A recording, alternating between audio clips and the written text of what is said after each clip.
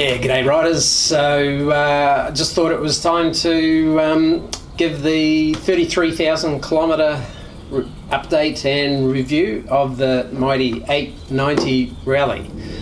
So I just came back from a trip down to the Flinders and then one adventure ride since then, and it was time to put it in and do the major service. At the major service there were two intake valves that needed their shims altered by one size, so very minimal change required there.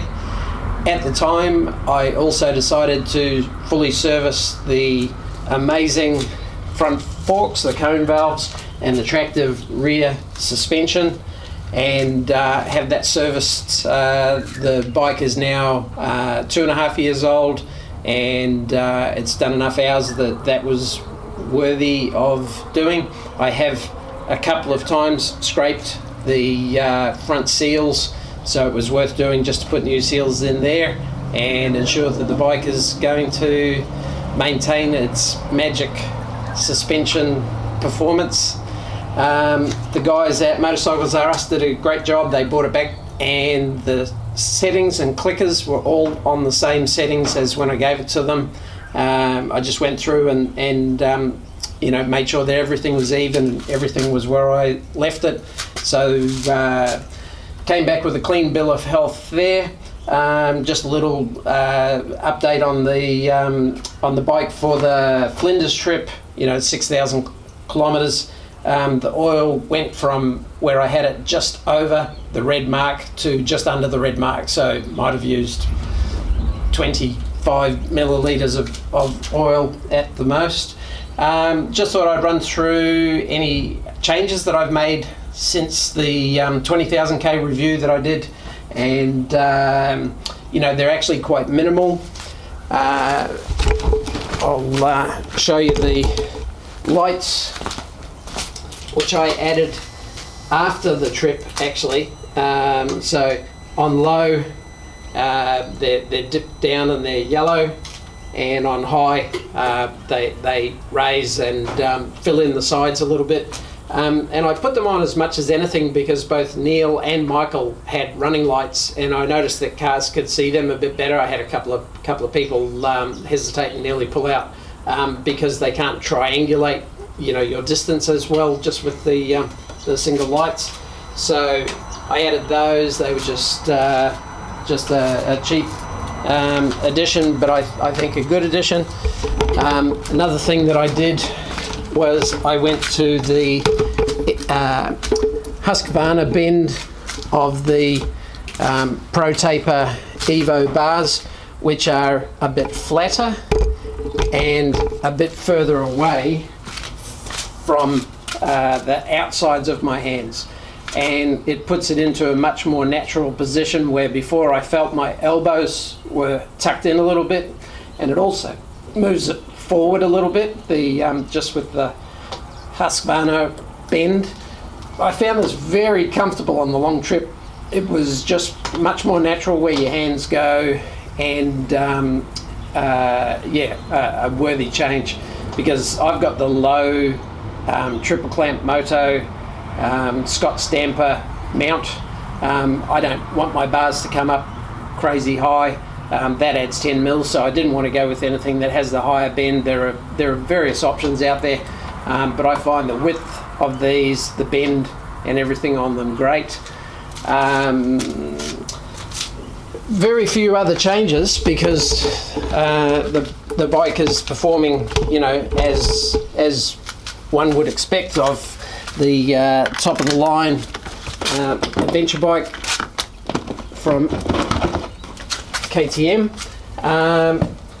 But one thing I did was I actually filled in this gap here with tape on both sides to stop dust coming in these holes, because I don't run the side panels, and when I've got my luggage on it does create a bit of a tunnel effect in here. I did notice that reduced the amount of dirt that got sucked into there. So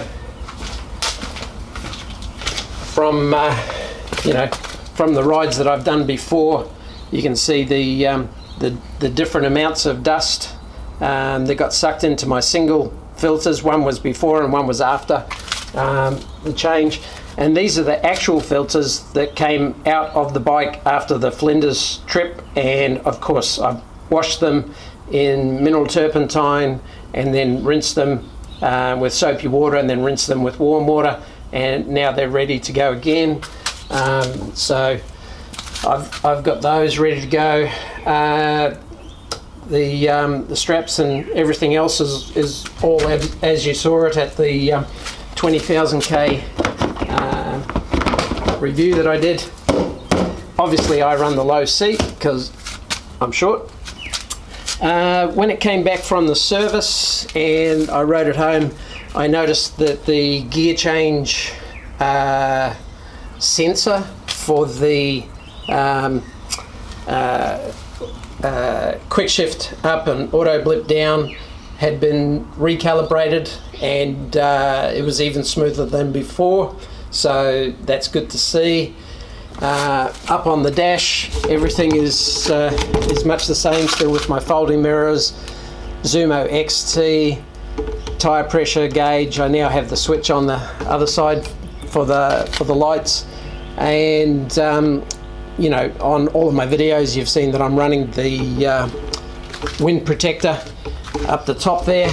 And on the trip we bumped into a bunch of riders who were coming the other way, and we stopped and had a chat, and one of them was on the new 890 R that he had also converted with the same suspension, and I asked him about the wind buffeting situation, and you know, was expecting that he was going to say how much better it was, and his comment was that it was pretty similar.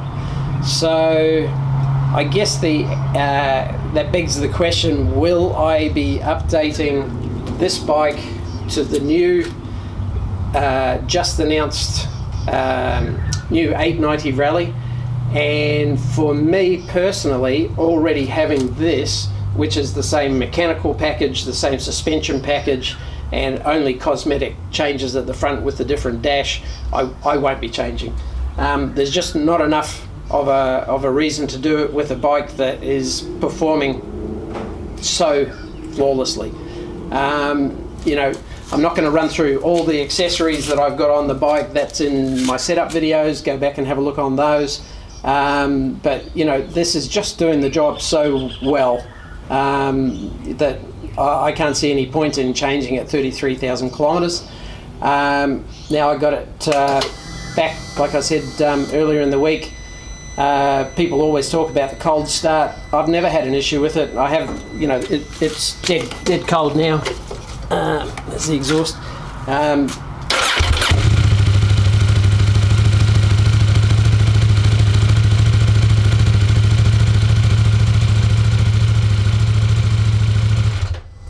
No weird noises.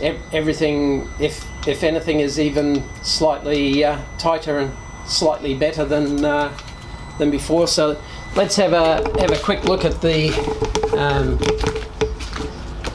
dash.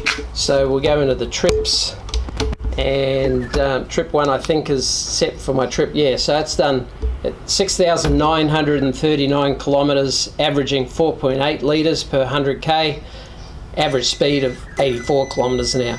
So what I also do is on a trip, you know, when I fill it up, I reset it.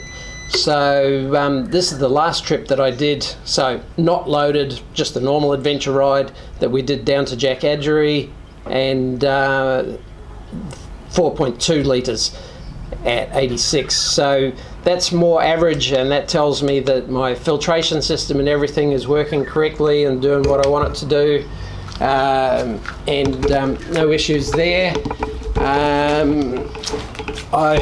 Since the Flinders trip and the Jack Adgery trip, I replaced the tyres, but you know, that's the tyre that came off it. You know, for a 6,000k tyre, it's still serviceable, but not something that I would do anything other than put my other set of wheels on. So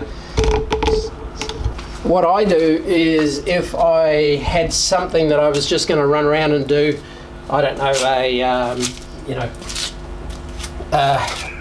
a quick ride somewhere that I'm not doing an adventure, I actually put my old set of road wheel, well, what I call my road wheels, the original wheels, which are the tubeless rims, on just with the old rubber, so these will actually, migrate on if these wear out. I don't use the 890 a lot for commuting or anything like that.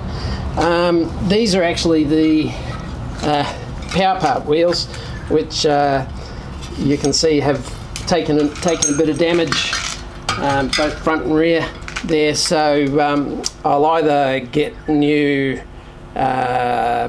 heavier duty rims put on those, or I may even try to get them rolled the first time and turn them into a second set, and keep those for the 790. Yeah, when I put it in for the suspension service, when they took the rear shock apart, they actually found that the shaft at the bottom where the rubber bump stop sits, which is visible right down the bottom there,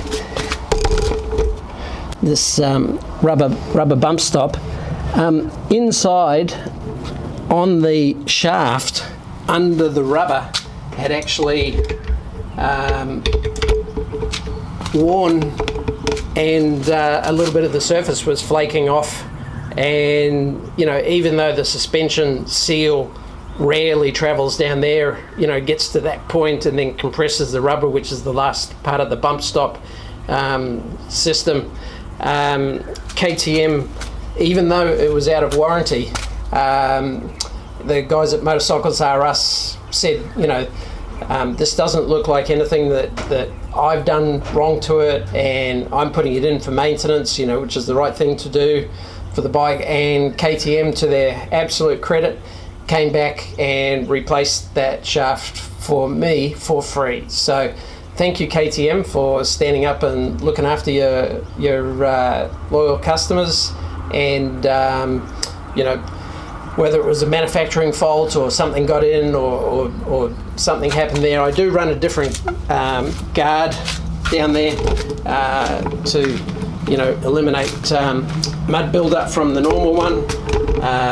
So whether that contributed to it or not, I'm not sure, because the original guard actually goes backwards and goes over the wheel, and I run one that curves forwards.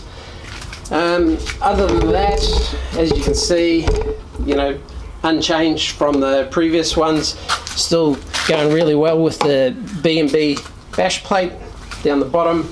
That's all been super sturdy, and having those little lips down there to protect the bottom. I mean, I have used my bike. It's an adventure bike, and I'm using it for what it's designed for. And I've got to say, a couple of times it really has saved my ass, where I come over into an area that is a bit rougher than I'm expecting, and rather than having to scrub off speed and negotiate it at a low speed, you can look at it, and if there's a good line, good entry and a good exit, you just go in, get it on the power and ride it through. And it does that in those extreme situations, but also the beauty of this suspension is how supple it is just for your average everyday adventure riding stuff. Potholes, edges of different road surfaces and all that kind of stuff that transmits through your handlebars. This just smooths it out, and it's an absolute magic carpet ride. So 2 big thumbs up for me for the bike. Things like the steering head brace and everything like that on the new model with the new setup, I understand, are better. So I'm not saying that there's no differences at all to the new model, but for me personally, this model with the modifications that I've done that works so well and just make it an effortless bike to jump on. I mean, when I'm editing the videos, I just keep thinking, man, I want to get back there and do that again. You know, it's all, you know, just begging to go for another ride. So it's all ready now and serviced up, and yeah, hopefully we'll get some more adventures under our belt before it gets too hot. Cheers, thanks for watching.